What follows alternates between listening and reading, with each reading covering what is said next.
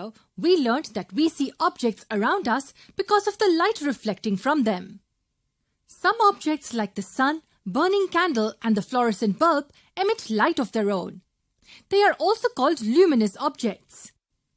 Many objects around us are non-luminous, that is, they cannot generate their own light.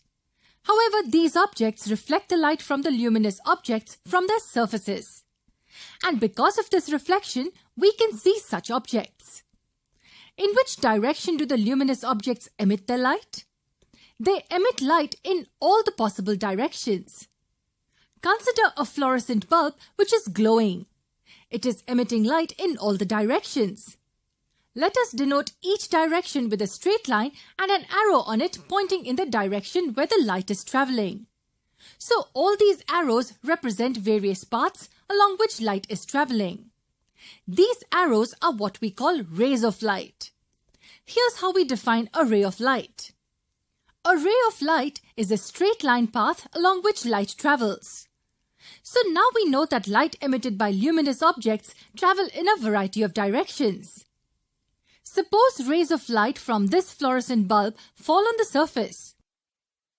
It being non-luminous reflects these rays, and these reflected rays travel along a certain path. Consider this plane surface. Suppose one of the rays of light from the bulb strikes at this point.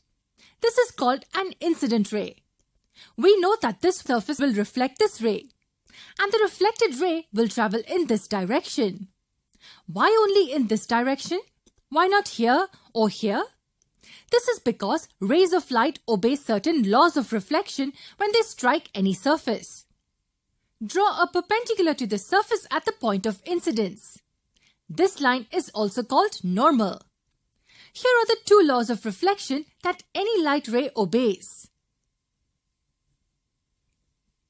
To understand the first one, we first need to know what angle of incidence and angle of reflection are.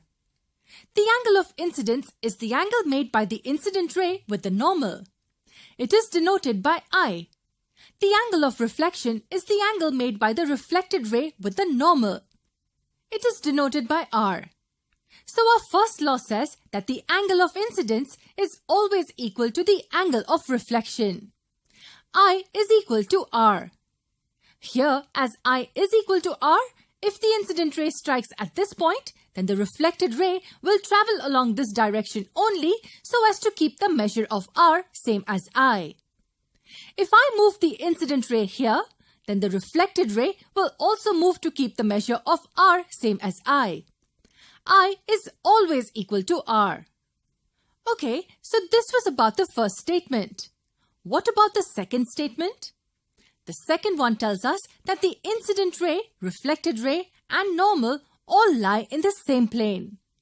So if I draw this scenario on the piece of paper, I will get this.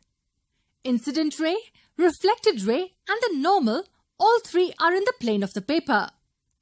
The second law tells us that they will always be on the same plane.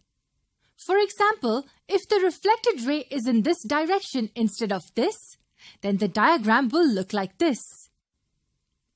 The incident ray and normal are in the plane of the paper, whereas the reflected ray is not in this plane. This violates our second law, and hence this ray will not be reflected in that direction. This is just not possible. It can only be like this. I will be equal to R, and they will lie on the same plane. I hope both the laws are clear now. In the next lesson, we will see an experiment based on this concept which you can easily perform at home.